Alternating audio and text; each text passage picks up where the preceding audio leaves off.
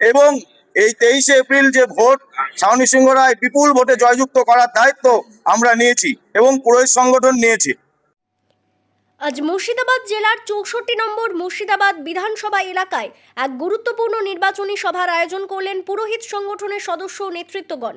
আজকের এই সভায় উপস্থিত ছিলেন মুর্শিদাবাদ বিধানসভা কেন্দ্রের প্রার্থী শাওনি সিংহ রায়, মুর্শিদাবাদ পৌরসভার চেয়ারম্যান ইন্দ্রজিৎ ধর এবং মুর্শিদাবাদ জেলার পুরোহিত সম্প্রদায়ের কোষাধ্যক্ষ তন্ময় চ্যাটার্জি সহ বিশিষ্ট ব্যক্তিবর্গ। সভামঞ্চ থেকে বক্তারা এলাকার উন্নয়ন, সামাজিক ঐক্য এবং আগামী দিনের পরিকল্পনা নিয়ে গুরুত্বপূর্ণ বার্তা প্রদান করেন। মুর্শিদাবাদ বিধানসভা কেন্দ্রের তৃণমূল মনোনীত প্রার্থী শাওনি সিংহ রায় জনগণের সমর্থন কামনা করে বলেন, এলাকার সার্বিক উন্নয়ন তার প্রধান লক্ষ্য। অন্যদিকে পুরোহিত সংগঠনের পক্ষ থেকে জানানো হয় তারা উন্নয়নের স্বার্থে সঠিক নেতৃত্বকে সমর্থন করতে প্রতিশ্রুতিবদ্ধ।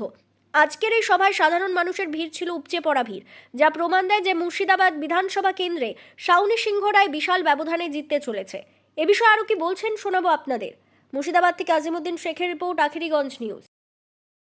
এবং এই 23শে এপ্রিল যে ভোট, ছাউনি সিংহ রায় বিপুল ভোটে জয়যুক্ত করার দায়িত্ব আমরা নিয়েছি এবং পুরোহিত সংগঠন নিয়েছি। ছাউনি সিংহ রায়ের যে অবদান ভোলার মতো নয়, চোখে দেখার মতো।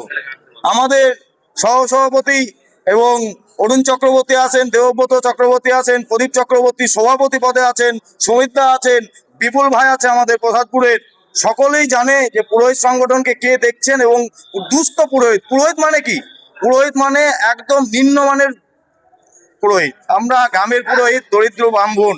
আমাদেরকে যে একটু দেখবে তাদেরকে আমরা দুহাত ভরে আশীর্বাদ করব, দুহাত ভরে আশীর্বাদ করব। সেই আশীর্বাদে আমাদের শাওনি সিংহ রায় মহাশয় বিপুল ভোটে জয়যুক্ত হবেন, এই আশা কামনা করে আমার এই সংক্ষিপ্ত আলোচনা আমি শেষ করলাম। দেশে কি বার্তা দেব? সবাইকে নিয়ে আমরা চলাফেরা করি, সবাই আমাদের বন্ধু, ভাই, জ্যাঠা, কাকা, বাবা এবং সম্প্রীতির দেশ আমাদের। আমি ছোট থেকে মুসলিম ভাইদের সঙ্গে মানুষ হয়েছি, ছোট থেকে পড়াশোনা করেছি, আমরা হাত ধরে উঠা বসা করেছি। সেই জায়গাটায় যদি বিভাজন আনতে বলে তাহলে তো আমাদের নিজেরাই বিভাজন হয়ে যাচ্ছি। বিধানসভার মানুষ বুঝতে পারছে, হিন্দু ধর্মের মানুষও বুঝতে পারছে, সব ধর্মের মানুষও বুঝতে পারছে।